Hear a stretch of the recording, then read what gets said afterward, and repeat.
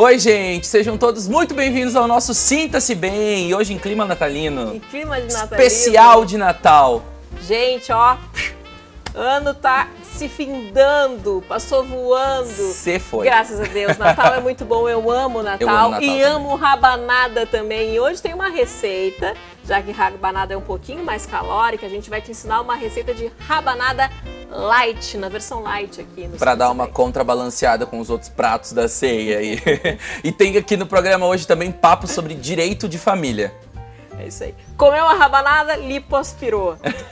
Brincadeiras à parte, a gente vai falar tudo a respeito de lipoaspiração hoje aqui no programa. E a gente vai conhecer uma técnica que revolucionou o transplante capilar. Eu, particularmente, não conhecia ainda. E a gente encerra o programa com receita da Marcinha Unfer aqui pra vocês, uma sobremesa especial para essa noite de Natal. Só tem motivo pra tu ficar aqui junto com a gente. Tá no ar o nosso Sinta-se Bem especial de Natal. Fica aí. Não se admire se um dia um beija-flor invadir a porta da tua casa, te der um beijo e partir. Fui eu que mandei o beijo, que é pra matar meu desejo. Faz tempo que eu não te vejo, ai que saudade doce.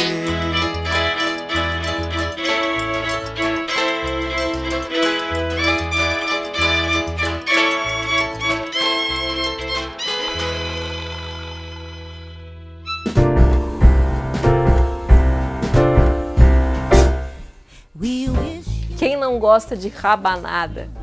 Eu amo, e Natal lembra muito essa comida deliciosa, mas a que a gente vai te ensinar hoje é uma outra versão, uma versão mais light.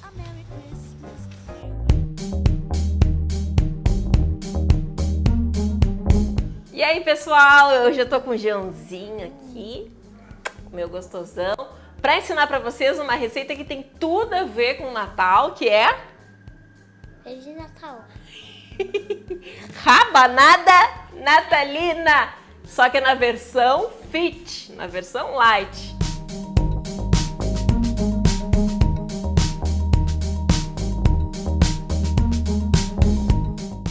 Para fazer essa rabanada, o que a gente vai precisar, Joãozinho? Vamos ver se tu sabe. Pão, de canela, Açúcar fit, açúcar fit, ovo,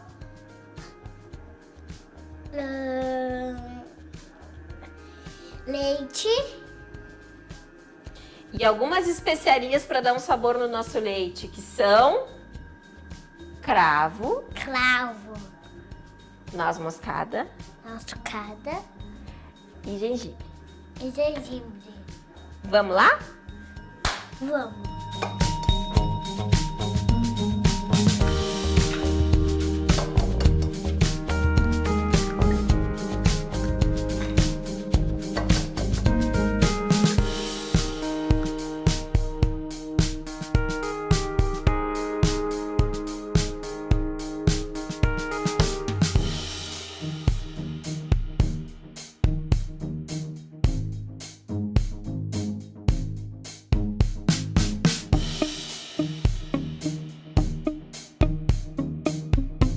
Pronto?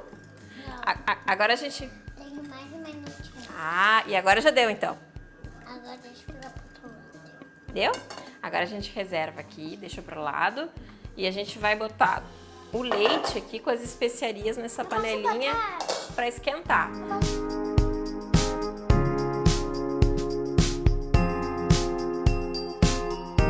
Ó, pode botar. Cravinho.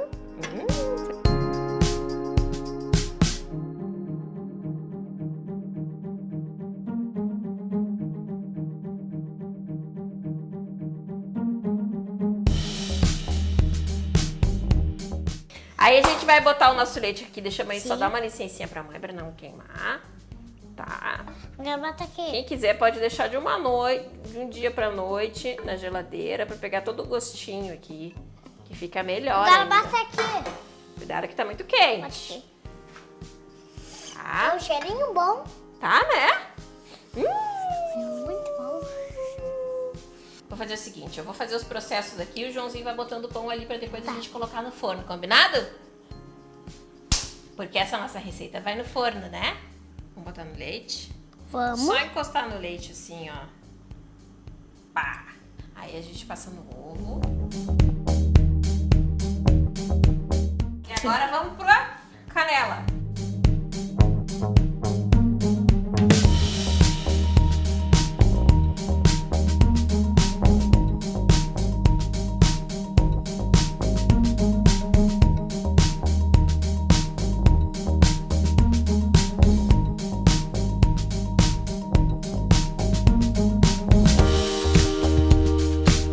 Ficou pronta a nossa rabanada, a gente deixou menos de meia hora porque o forno já estava pré-aquecido e o gordinho já tá mandando ver aqui, né?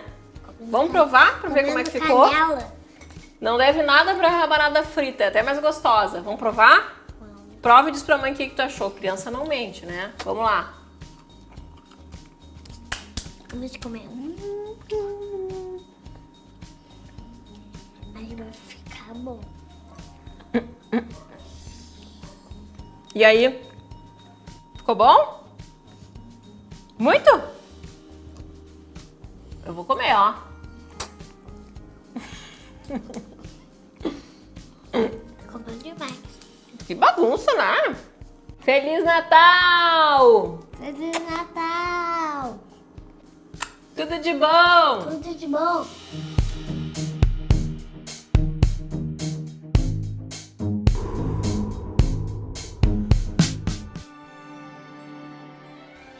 Natal é sinônimo de clima, de harmonia, mas hoje aqui no Sinta-se Bem, o tema de direito de família é muito sério e é uma coisa que todo mundo precisa ficar atento.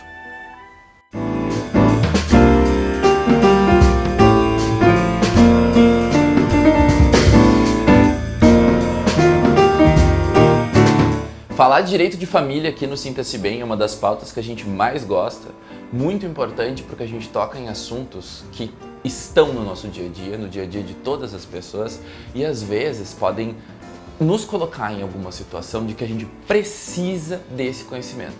Hoje o papo é sério, hoje o papo é uma coisa delicada que nós vamos falar, mas a gente tem certeza que tu precisa ouvir sobre isso e saber sobre isso também. Eu tô aqui com a doutora Fabiola, muito obrigada, doutora, pela presença no nosso Sinta-se Bem. E o papo hoje aqui, que está dentro do direito de família e que é um conhecimento que todos devem ter, é sobre maus tratos infantis.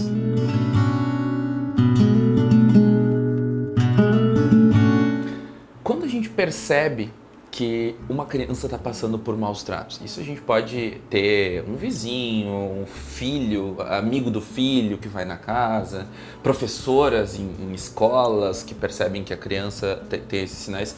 Qual é a primeira coisa que a gente deve fazer quando percebe que essa criança está sofrendo maus tratos e que, como tu trabalha com isso, os principais sinais que tu já ouviu que as crianças elas demonstram. Cássio, esse é um assunto muito delicado, né? Muito triste, mas infelizmente ele é um assunto corriqueiro, né? O que acontece?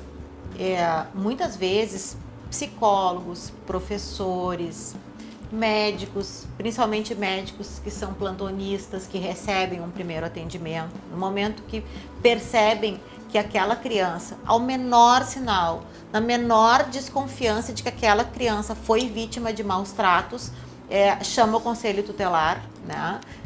As denúncias normalmente, as denúncias podem ser anônimas, né? O importante é não deixar aquela criança sem assistência. Por quê? Os maus tratos, normalmente, eles começam num crescendo, né? Porque existe, as pessoas, assim, a gente fala maus tratos, essas pessoas podem achar que maus tratos significam um espancamento.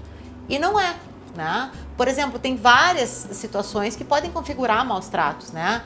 O abandono, a negligência, né? Isso configura maus tratos. Aquela pressão psicológica, gritar muito com a criança.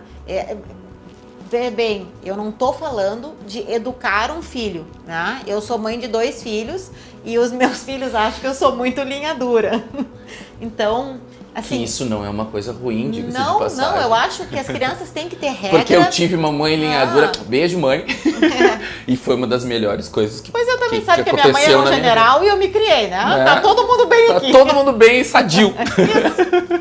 Mas assim, é muito importante que a gente saiba a diferença entre tu educar o teu filho, tu dar limite pro teu filho, tu dar regra pro teu filho, né? O que isso, inclusive, é extremamente importante para a criança, para a formação da criança, para ele saber, porque o pai e a mãe que são firmes, que são regrados, que estabelecem uma rotina para a criança seguir, a criança se sente até mais segura. Aquilo ali a gente costuma dizer que é como se fosse um muro, sabe? O pai e a mãe, eles são um muro. A partir, se tu precisa encostar, tu tem que sentir que aquilo ali tá firme para te suportar, né? Mas assim, é muito diferente tu educar o teu filho e tu maltratar o teu filho, né? Então, por exemplo, bater numa criança, né? E quando eu digo bater, não é assim, ó, ah, fulaninho tomou uma palmada na bunda. Não, não é a palmada, né? E até tem há muitos anos atrás, teve aquela história da lei da palmada, da lei da Xuxa, e as pessoas falaram muito naquilo. E a minha filha, que vai fazer 18 anos, na época tinha uns 7 ou 8, e ela disse assim pra mim, tu sabe, mãe, que eu não posso levar palmada? Porque se eu levar palmada, tu pode ser processada. Pô, eu não vou Aí dizer, ela levou uma palmada. eu não vou dizer no ar o que eu disse pra ela, mas ela vai lembrar. Se ela tiver assistido a gente agora, Ela vai lembrar. Mas é uma menina ótima, bem educada, estudiosa, né? Regrada. Então, assim, É que regras, elas são diferentes. Elas são dos nossos necessárias, pais. né? Existe abuso psicológico. Claro. Existe O abuso físico. abuso físico. Né? Então, assim, é muito diferente de uma educação Muito, rígida. São muito coisas diferente. totalmente diferentes É. que a gente tem. São coisas diferentes e são coisas que a gente não pode confundir. Como, por exemplo, o filho, por exemplo, foi de castigo. Como é que é o castigo do teu filho? Olha, meu filho, quando ele vai de castigo, ele senta no quarto e fica sentado na cadeirinha do pensamento para entender o que ele fez alguma coisa errada. Isso é educar o teu filho. Agora, o teu filho pequeno, 3, 4 anos de idade, fez uma coisa errada, tu tira o chinelo do pé, tu tira um cinto e vai bater naquela criança, isso é maus tratos, isso é um espancamento, isso é violência física, tá? Então, são todas essas diferenças que a gente tem que saber que elas existem, né? E não criar sempre aquela coisa que eu digo, né, que é uma bolha. Tu não pode criar a criança numa bolha e achar que, né, cercear completamente o direito do pai e da mãe de educar o seu filho. Que não se confunde com bater no seu Com filho, os maus tratos, negligenciar o seu filho. Então, assim, se percebeu, né? Por exemplo, as crianças que fazem acompanhamento, ou às vezes na própria escola, a criança no desenho dela, ela conta muita coisa. Então, a criança que sofre violência sexual, abuso, que sofre espancamentos, né? Ela demonstra Descuido, isso. desassistência. A criança mostra isso no formato do desenho, ela mostra isso nas cores que ela utiliza nos desenhos dela. Então, assim, ao menor sinal que aquela criança está sendo vítima de maus tratos ou de qualquer tipo de abuso, seja ele físico, seja ele psicológico, seja ele emocional, seja ele sexual, né? A gama de abusos, ela é muito ampla. Chama o conselho tutelar, faz a denúncia, né, e encaminha para que aquilo tenha uma averiguação, porque a função do conselho tutelar é essa, ele vai averiguar em que situação aquela criança está sendo submetida, o que está acontecendo dentro daquela casa. Em caso de guarda, ou compartilhada, ou a gente também já falou aqui no programa sobre os tipos de guarda que a gente tem, o que um pai ou uma mãe, no caso a parte que não está com a guarda da criança, percebe que o guardião está executando maus tratos em cima? O que essa pessoa pode fazer? Olha, juridicamente, se entra com uma ação de reversão de guarda, né? Se faz a prova de que aquela criança está sendo submetida a maus tratos emocionais, físicos, psicológicos, né? Nós tivemos um tempo atrás no escritório uma mãe que tinha um bebê de 8, 9 meses e nos finais de semana, que eram finais de semana dela, né, ela não queria ficar com a criança, também não queria que o pai ficasse, então ela entregava a criança para babá, a babá ia para casa dela, babá, e levava a criança, levava o menino junto, né? E Ele só nem voltava ficava na com a mãe, segunda-feira. então. Não, ele não ficava com a mãe, né? Então, assim, era uma criança que depois ela foi crescendo, então, assim, os depoimentos diziam assim que o menino, quando estava com fome, às vezes um funcionário ou outro da mãe que dava um sanduíche, a mãe era muito não vinculada àquela criança, né? Então, isso não são maus tratos, mas é uma negligência importante, tu entende? Então, se um pai está percebendo que a mãe não está cuidando adequadamente, ele pode pedir a guarda, né? Pode pedir que a moradia daquele filho seja dele. Ou uma mãe, se ela está percebendo que os filhos que residem com o pai, ou às vezes residem com avós, né? Se está percebendo que aquela criança está sendo negligenciada, está sofrendo maus tratos, também pode pedir uma reversão de guarda. Essa prova se faz inúmeros laudos, né? Não são processos simples, são processos muito complexos, mas são processos que se faz uma série de apurações através de perícias, né? E essas perícias é que vão apontar se aquela negligência aconteceu, se aquele maltrato aconteceu e o que é melhor para aquela criança, quem é que atende melhor às necessidades. Se naquele momento, para aquela criança, o que é melhor? Com quem que ela deve residir? Né? Então, isso é um conjunto de profissionais, assistente social, psicólogo, psiquiatra, né? É um conjunto de profissionais que vai fazer uma avaliação muito completa, né? E muito complexa para ver o que é melhor para aquela criança naquele momento. Eu sei que a gente já falou aqui na entrevista, mas para deixar bem claro para as pessoas, que é uma parte muito importante, que é a parte da denúncia, quero que tu frise agora como é que as pessoas podem fazer essas denúncias aqui no Rio Grande do Sul quando necessário. Pode procurar o conselho tutelar da sua região, tá? Cada região tem um conselho tutelar específico. Pode procurar o conselho tutelar e pode ir diretamente no DECA, tá? Que é a Delegacia da Criança e do Adolescente. Esses dois caminhos. São os dois caminhos que funcionam, tá? Perfeito. Então, para mais informações também, a gente está passando agora os endereços aqui. Também para entrar, se informar melhor, lá com certeza tem dúvidas podem ser tiradas também. E os caminhos para essas denúncias acontecerem, tudo específico. Lembrando que omissão é fazer parte também disso que está acontecendo com a criança. Então, ser omisso também faz parte, talvez, do próprio maus tratos que a criança está sofrendo. Então, não sejamos omissos nunca. Obrigado, doutora Fabiola, pela presença no Sinta-se Bem e até mais, pessoal.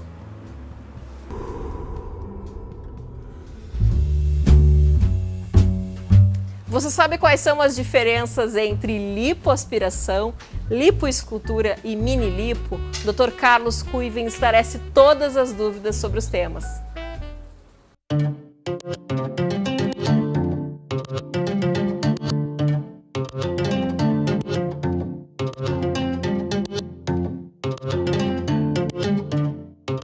A lipoaspiração é uma das cirurgias plásticas mais procuradas no Brasil e no mundo.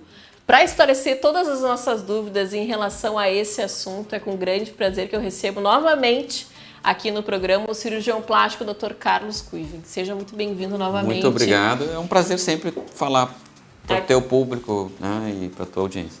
Principalmente se tratando de cirurgias plásticas tão populares no Brasil e no mundo, como a prótese de silicone, que a gente falou há um tempo atrás aqui no Sinta-se Bem.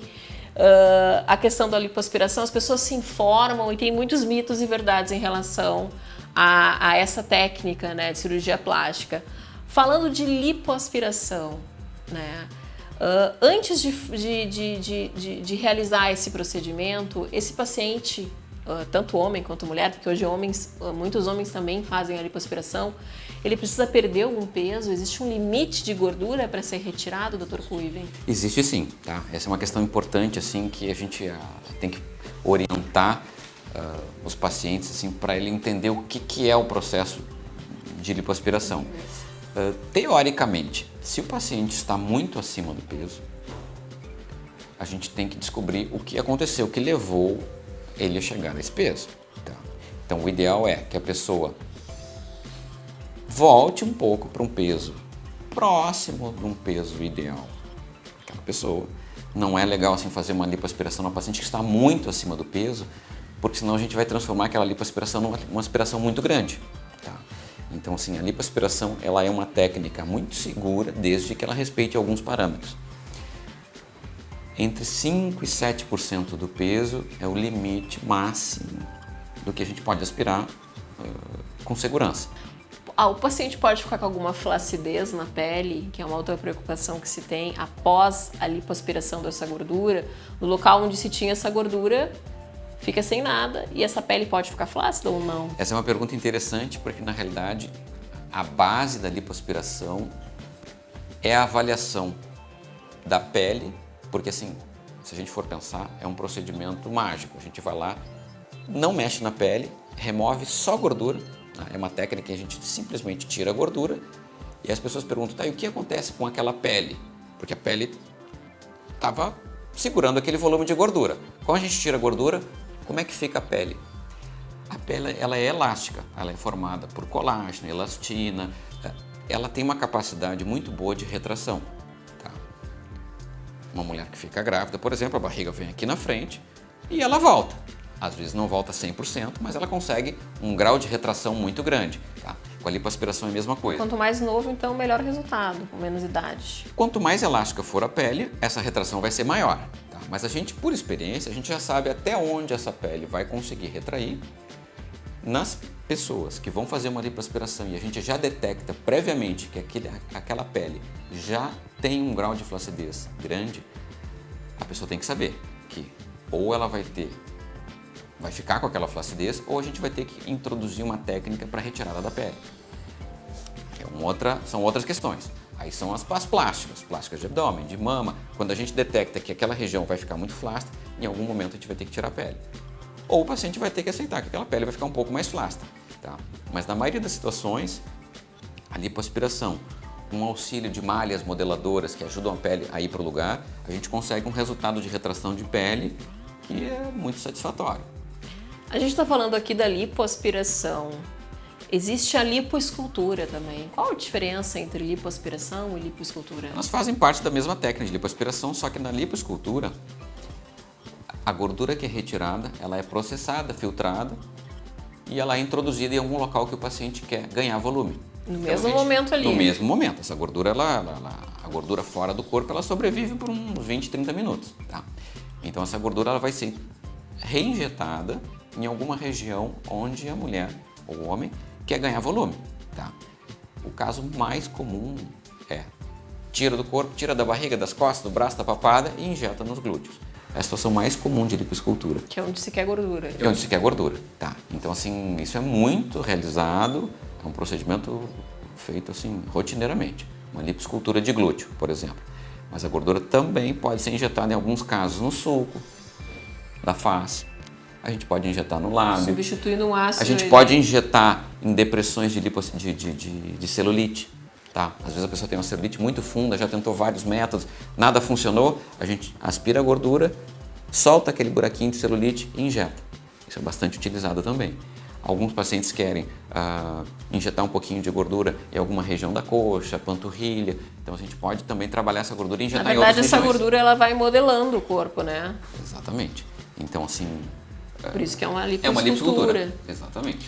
E a mini lipo, que eu sei que é uma outra veia aí da lipoaspiração, que é uma lipo mais ambulatorial, é isso. Exato. Que não seria necessário anestesia geral, que é necessário nas demais. Existem várias denominações, mas na realidade, quando a gente diz que vai fazer uma mini lipo, é uma lipoaspiração, que obedece os mesmos critérios de uma lipoaspiração normal, só que ela é pequena. Por ela ser pequena, a gente consegue fazer com anestesia local. Então, assim, muitas mulheres fazem uma mini lipo de uma região bem delimitada, que a gente precisa que a região seja pequena para poder chamar de uma mini lipo, e tem mulheres que fazem com uma anestesia local e trabalham horas depois ou trabalham no dia seguinte, porque a cirurgia, o procedimento todo fica mais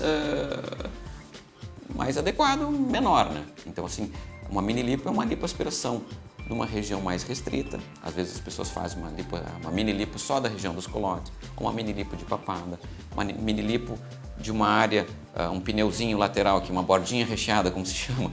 Cartucheirinha. Uma cartucheirinha. Isso aí é factível de fazer com uma mini lipo. Então, assim, tem pessoas que não querem passar por um procedimento maior ou não querem aspirar muita quantidade, mas tem uma região específica que incomoda. Isso a gente pode resolver com mini lipo. O pós-operatório aqui, para encerrar essa entrevista, o pós-operatório da lipoescultura E da lipoaspiração, não da É o mini lipo, mesmo. que tipo de cuidado que eu preciso ter? É a mesma coisa, tá? E alguns cuidados quando a gente vai injetar gordura, tá? Mas assim, em linhas gerais é a mesma coisa. A pessoa fica dolorida uns 2, 3 dias, tá? A área que foi lipada fica dolorida uns 2, 3 dias. A pessoa vai ter que usar uma malha compressiva, então existe uma cinta, um modelador que vai abraçar aquela parte do corpo que foi aspirada. A finalidade é que a pessoa se sinta mais segura ou tem outra finalidade a malha? Evita um inchaço muito intenso. A lipoaspiração, se não houver compressão pós-operatória, ela pode inchar muito. Inchando muito, ela vai levar a pele a ser esticada e a gente não quer. Então a malha compressiva limita o edema, o inchaço que vai acontecer depois, diminui pequenos sangramentos, diminui a área roxa, porque a pele fica comprimida, então assim, diminui a possibilidade de ficar mais roxa do que deveria e ajuda a paciente a se sentir um pouquinho mais firme, tá? Então assim, é um cuidado importante para ajudar na retração da pele, porque ela vai levar a pele de encontro à musculatura que está embaixo. Então a gente removeu a gordura, o ideal é que se ajude aquela pele a se retrair, então as malhas são importantes. O resultado em quanto tempo essa paciente nota? 30 dias ela já nota o que aconteceu. O resultado definitivo a gente espera 1 ano para ver, mas de 30 a 90 dias, se a gente for batendo fotos seriadas, a gente vai vendo a evolução. Com 90 dias a foto de pré e pós, assim, ela já mostra perfeitamente o resultado. Bacana. Doutor Cuivi, obrigada pelos esclarecimentos aqui. Eu que agradeço.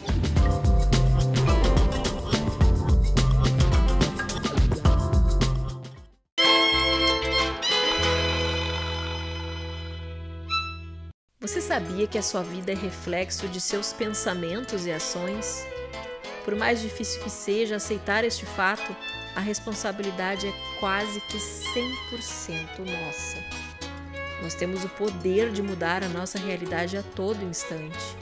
Basta que a gente tenha um propósito e siga com perseverança e disciplina. O que move você, afinal? Que legado você quer deixar? Mude, haja, tenha o foco na solução. Faça parte da família Sinta-se Bem.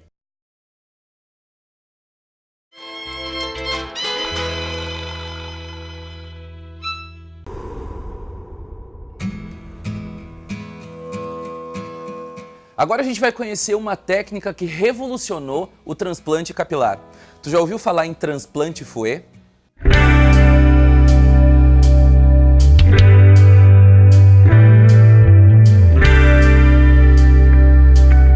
A calvície é um problema comum entre os homens e muito comum também entre as mulheres. Existem diversos tratamentos, mas o que a gente vai falar hoje é um tratamento que revolucionou aí o mercado. Se chama transplante capilar com uma técnica chamada de Fouet, que é minimamente invasiva e não tem o uso do bisturi. É isso, seja muito bem-vindo aqui ao programa. Eu recebo o médico dermatologista Dr. Márcio Vocvais, que é especialista em transplante capilar. É isso? O Fouet revolucionou esse mercado? Perfeito. Para quem não é da área e não conhece, pode às vezes não saber exatamente o que a gente está falando, mas eu tenho certeza que todo mundo que tem seu certo grau de calvície, o interesse em melhorar isso, está sabendo. Nós temos então na última década o surgimento e o aprimoramento dessa técnica de transplante capilar que abandonou o bisturi da forma como nós conhecíamos. Então nós não temos mais a necessidade obrigatoriamente daquele corte, como nós vimos nas cirurgias FUT, o FUT, como eram feitas antigamente. Uma técnica não substituiu a outra completamente. O FUT ainda continua presente, na minha clínica mais ou menos 10% dos casos, mas no mundo inteiro existem diversos colegas especialistas na área que realizam somente o transplante capilar FUE. FUE vem do inglês Follicular Unit Excision, então é a extração da unidade folicular uma a uma no couro cabeludo, sem o corte. Nós, na verdade, fazemos pequenas perfurações com uma lâmina circular que permite com que nós retiramos esses folículos um a um. E isso vai gerar pontinhos de cicatrizes de menos de 1 milímetro, de meio milímetro, que não são perceptíveis mesmo com o cabelo cortado muito curto. Então nós temos duas grandes mudanças. Os pacientes têm um procedimento menos agressivo, com menos dor, com uma recuperação muito mais rápida, e eles têm ao longo da vida uma zona doadora, um couro cabeludo, que não vai ter a presença de marcas. Então, não há cicatriz nesse procedimento em comparação. Existe mínima, a cicatriz, é mínima. mas a cicatriz ela é milimétrica, ela não fica perceptível ao nosso olho, com o cabelo curto. O corte, se você deixar o cabelo um pouco mais comprido, ele também não vai aparecer, né? Mas nós vivemos um momento agora em que os homens têm essa vontade de usar o cabelo mais raspadinho, mais curtinho, então isso tranquiliza muito eles, né? De não ficar visível. A outra coisa é do fio a fio. Então nós caminhamos em direção a um implante capilar com unidades foliculares bem delicadas, que permite com que o resultado final seja muito mais natural. Por ser um trabalho delicado, minucioso, fio a fio, o tempo da cirurgia é um pouco maior em comparação à técnica FUT. Queria que tu fizesse um paralelo entre as duas técnicas. Sim. Em equipes experientes, é possível implantar 6, 7, até 9 mil fios numa sessão que gira em torno de 8 horas, certo? Nós começamos de manhã, por exemplo, na minha clínica, e ela se estende até o meio da tarde, final da tarde, com intervalos para refeições, para ir ao banheiro. Essa técnica também ela é feita com anestesia local, então não existe a necessidade de uma internação hospitalar, de um procedimento anestésico mais complexo. Esse é um outro ponto positivo. Então nós trabalhamos na faixa de 8 horas, é um dia de trabalho, né? Casos pequenos, de até 2 mil fios, 3 mil fios, a gente acaba fazendo num turno, né? Mas a grande maior parte dos pacientes quer e busca grandes resultados. Então nós lidamos com grandes cirurgias em quase todos os dias. Para todos os tipos de calvície podem ser feitas a técnica de Fouet ou existem algumas que só podem ser realizadas na outra técnica? A calvície em si, essa diminuição dos fios pelo afinamento, quando ele vai ser tratado cirurgicamente, a escolha da técnica depende, na verdade, não do tipo de doença, mas das características da zona doadora do paciente. Por exemplo, uma mulher procura para tratar uma calvície feminina cirurgicamente. Existe uma tendência a fazer essa cirurgia com o corte. Por quê? Porque no FUE é mais comum nós rasparmos a zona doadora. Então nós temos esse primeiro confronto com o cabelo comprido. A mulher não aceita isso. Ou, quando aceita, nós fazemos pequenas áreas de raspagem, que nós chamamos de VIP-FUI. Uma áreazinha menor, especial, mas daí para fazer cirurgias de pequeno porte, né? A gente usa bastante também o FUT com corte para pacientes que já têm cicatrizes de cirurgias prévias, já fizeram há 10 anos, 15 anos uma cirurgia, querem fazer um segundo procedimento. Como eles já têm a cicatriz, muitas vezes essa cicatriz está um pouco alargada, a gente aproveita para corrigir também. Pós-procedimento, né? Como é que acontece, como é que o paciente deve se portar, enfim. Perfeito. Nós vivemos num momento em que as pessoas não querem ficar afastadas das suas atividades, seja profissionais ou seja de lazer. O transplante capilar Fouet também melhorou isso. Os pacientes retornam às suas atividades mais rápidas, de forma mais rápida. Nós temos um paciente que sai da clínica às 5, 6 horas da tarde, né, caminhando, com algumas medicações para usar para dor no dia seguinte, que é leve. A limpeza, a higiene já é feita em casa mesmo, não é necessário voltar à clínica para fazer lavagens e limpezas, trocas de curativo como era feito antigamente. Então o paciente ele já está livre. Muitos pacientes que eu opero eu só volto a ver 4, 5, 6 meses depois, né, porque não existe essa necessidade imediata. Esse paciente vai para casa, ele vai passar 1 ou 2 dias com os cuidados um pouco mais intensos e normalmente depois de 48 horas ele volta às suas atividades habituais. Considerando que essas atividades não têm uma exposição muito intensa ao calor, a exercício físico. Atividade com musculação, atividade aeróbica, com 1 semana os pacientes já retornam. Com 15 dias, atividades de contato, jiu-jitsu, futebol, basquete, natação, praia, já é possível sem que nós tenhamos perigo, problema para o transplante. O que impacta um pouco mais, talvez, nesse retorno às atividades, por exemplo, profissionais, é a aparência da área tratada. Então, veja bem, se nós fizermos, por exemplo, um tratamento na parte anterior, nós vamos ter pequenas casquinhas, um nível de cabelo, um comprimento um pouquinho diferente. Isso pode ser perceptível pelos colegas de trabalho, pelos amigos. Então, algumas pessoas resolvem tirar uma semana, 10 dias de férias para esconder totalmente o procedimento, né? Mas, tirando esse aspecto, nós já estamos prontos para voltar ao dia a dia.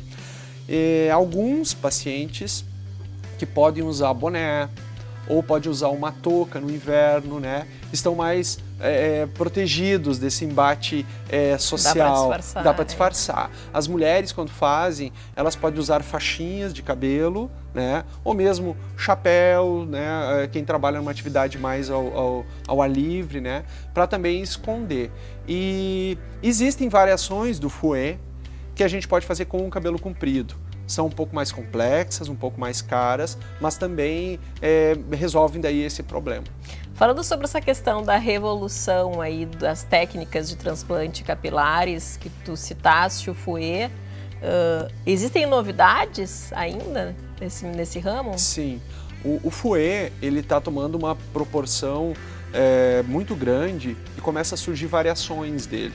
Então, uma das variações, que é essa que eu citei agora, que se chama fouet long hair.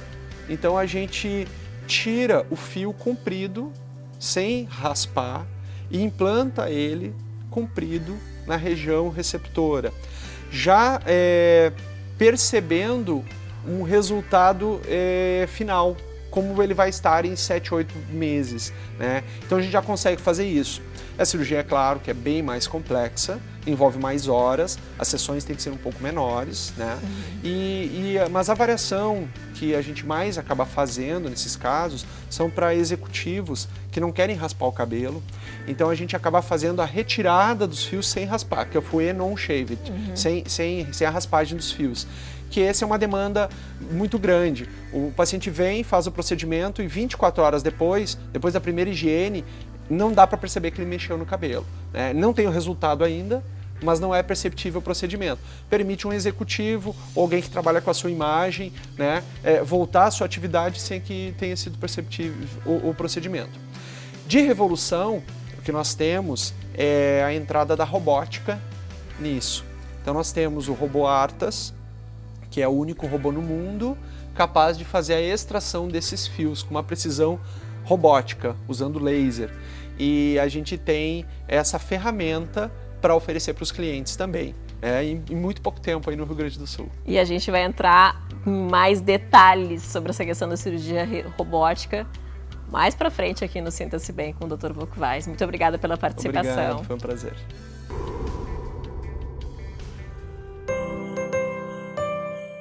Tá em dúvida do que preparar de sobremesa nessa ceia de Natal?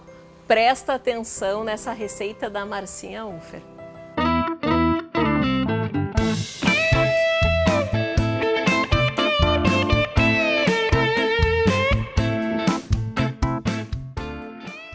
Sinta-se Bem tá aqui com Marcinha Unfer. Seja bem-vinda ao Sinta-se Bem, Marcinha. Gratidão, como sempre, um prazer estar aqui nesse programa maravilhoso. E agora a gente vai seguir na nossa linha de receitas para as festas de final de ano. A gente já começou dando uma dica para vocês aí para ceia de Natal e também de Ano Novo, com um salpicão delicioso. E hoje você está pensando assim, não sei ainda o que vou fazer de sobremesa na minha ceia, tô sem ideia, já fiz tanto prato salgado, agora não sei cozinhar. Chegou na hora do doce, Quem não sei o que fazer. Não sabe cozinhar, dá pra fazer vai também. conseguir, com certeza. Melhor ainda. Vai, se prepare aí a fila dos elogios. Facilitou o negócio, a gente vai trazer uma sobremesa natalina pra vocês aqui hoje.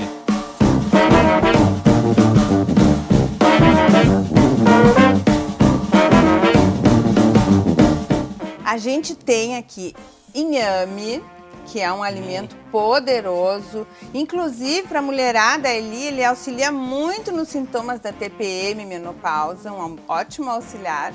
Também ajuda na circulação sanguínea, ele tem fibras, ele é um alimento realmente funcional. Super completo. E importante para estar aí na mesa da gente, substituindo muitas vezes batata, aipim. É uma alternativa para a gente variar o cardápio. Vai liquidificar? Vamos então liquidificar o inhame. Detalhe importante, Cássio, ele foi hidratado e descartada a água da hidratação, ok? Perfeito. Vocês vão ver que ele fica uma mucilagem, assim, uma gelatina. Essa vai ser descartada, antinutrientes e tal. Vamos liquidificar com uva passa branca, que vai ser o doce. A gente não vai usar refinado O docinho, aqui. não, nem pensar. Docinho, ela é super doce. A água da hidratação da uva passa a gente vai manter. Então pode Beleza. colocar. Hidrato a uva passa com a quantidade de água até mais ou menos cobrir ela. E uso a água para colocar. um pouco, Cássio, porque ela vai crescer. Ah, ela tá? cresce. E aí coloco ela aqui Vamos, a água da uva passa. com a a gente vai aguinha manter. junto. Batemos, vamos de lá, barulhinho. E agora, líquido. Nosso funcionário número 1. Vamos lá. Aliás, vai ganhar o prêmio.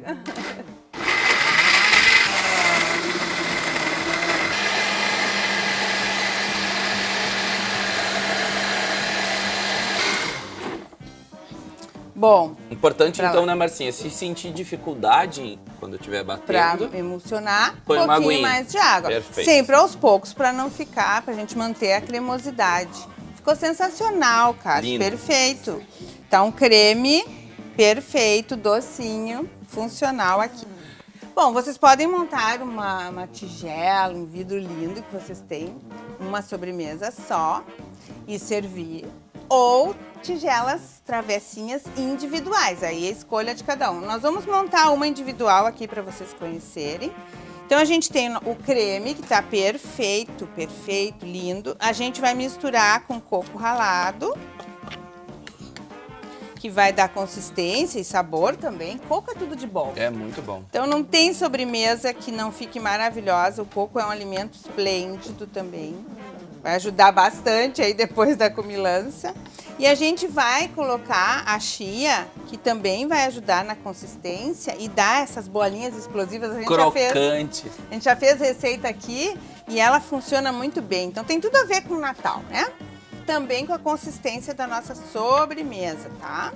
Passado um tempo, a chia vai criar a gelatina, uma gelatinosidade, que também vai dar essa cremosidade lá na geladeira. Depois a gente faz e põe na geladeira, tá? Mantenho na geladeira até a hora de servir.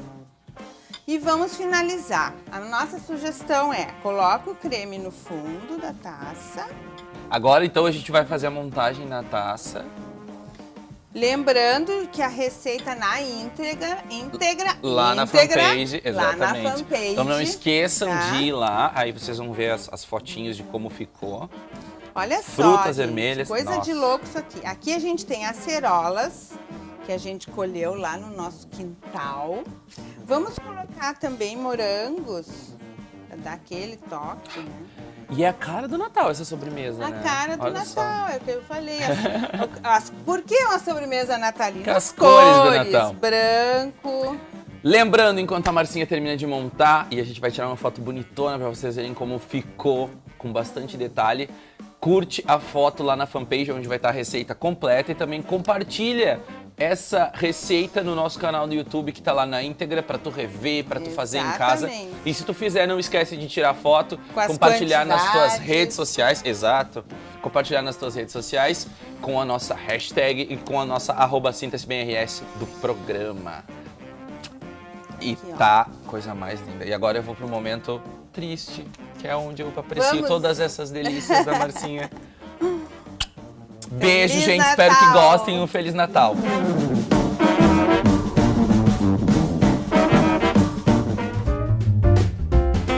Eu tô adorando essas receitas aqui do programa Alternativas para Ceia de Natal. E semana que vem tem receita especial para ceia de Ano Novo também. É isso aí, tem um clericot que a Marcinha Unfre preparou especialmente para comemorar aí a virada de 2018 para 2019.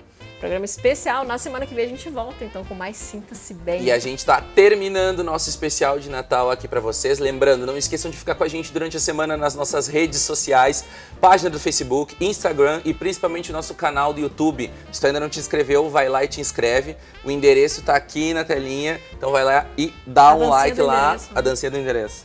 Dá um joinha pra acompanhar todas as nossas editoriais, todos os nossos programas, compartilhar, rever, enfim. E a gente fica por aqui te desejando um ótimo e delicioso Natal que tenham uma noite muito feliz, cheia de amor, cheia de paz, de confraternização, que é isso que é mais importante no Natal, Isso né? aí. Amor, união e que o bom velhinho seja bacana aí com todo mundo. Com todos. Beijo, pessoal. Beijo.